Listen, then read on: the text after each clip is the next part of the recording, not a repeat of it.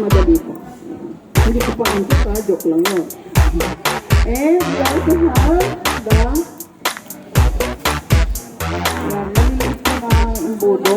Ito po ABS yung material kaya hindi po dumidikit dito yung amoy. And we also have this one. Yung ating po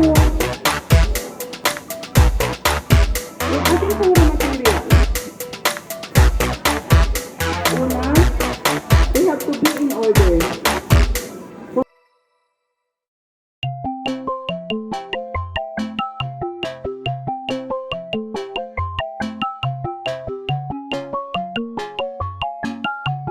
Ano po yung oil? Pag nasukat na po talaga na 30 ml kasi meron po mga 1 liter nito. So kayo po yung magsusukat. Pero pag ganito po yung nabili nyo na eksakto na, huwag nyo pong itatapon yung bottle. So, huwag po.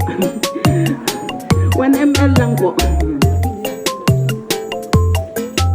Yan, or ito.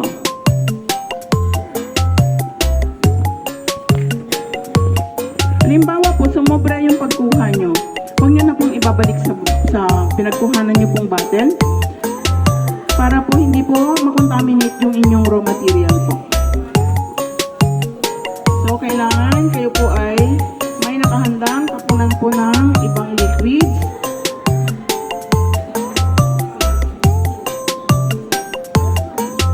Sasaktuin nyo po siya. May isa po akong hindi napakilala po na gamit. This is the steering rod. Pwede pong chopstick nyo, pero huwag nyo na pong gagamitin sa pagkain.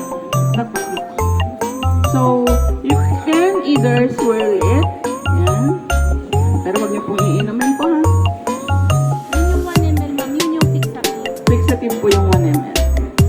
So, ang nailagay na po natin, hold ng scent ni perfume para po tumagal ng ilang oras. Kahit po pinawisan na kayo. So, dito nyo naman po siya susukatin. Or dito po.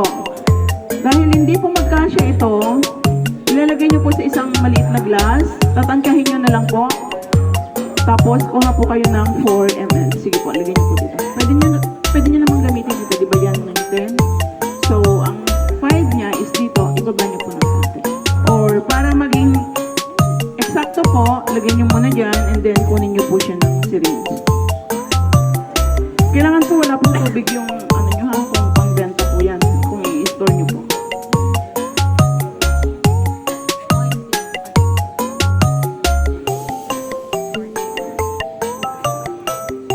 Para eksakto po. Kunin niyo. Po. 4 ml.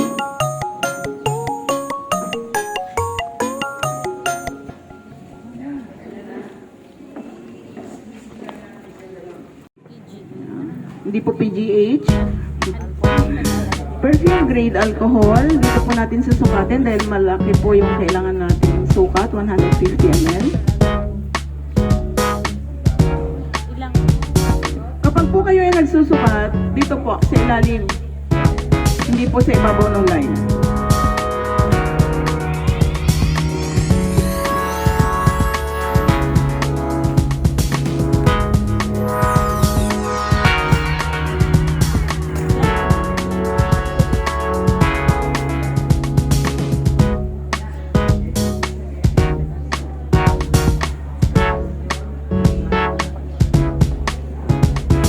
Meron pa po siyang naiwan, di po ba?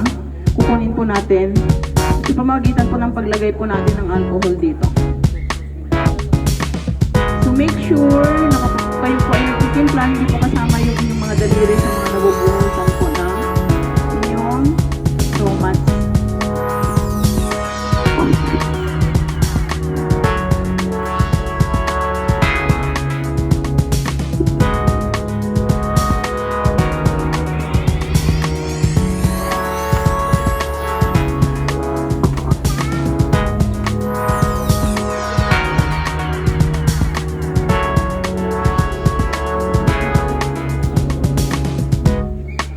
Water po yung nag-hold ng amoy ni perfume para hindi po mag-evaporate po kaagad.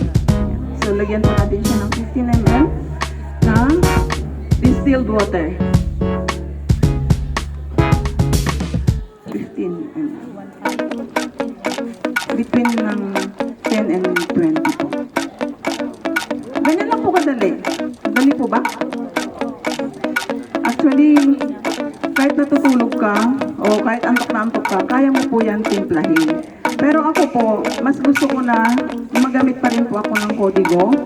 Kasi pag nagkamali ka sa alcohol at saka sa tubig, lalabo po yung inyong mixture. Ano po ang gagawin nyo pag malabo yung mixture?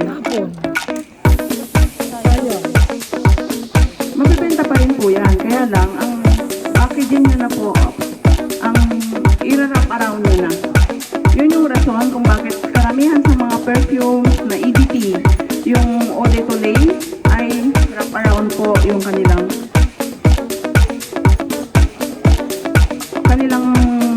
packaging. Kasi hindi po dahil malalaking company po sila, ay eksperto po sila sa pagtimpla. So ito na po yung ating 200 ml na perfume na po ito. So ilalagay po natin sa isang amber bottle. Tingnan nyo po, eksperto po siya sa pagsalin.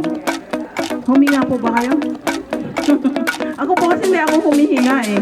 Yan. Pag hindi kayo huminga, huwag kang makalimutang huminga sa dulo. Kasi baka po, tuluyan nyo nang makalimutang huminga. Ayan. So ito po ay i-store natin sa refrigerator na nakabalot po siya ng papel.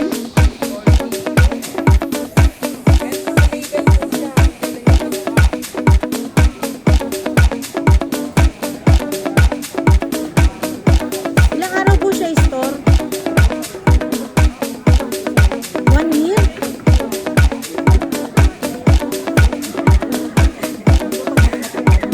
Ay, oo. Ibabaon na. Hindi sa, pagkatapos sa rep, ibabaon na.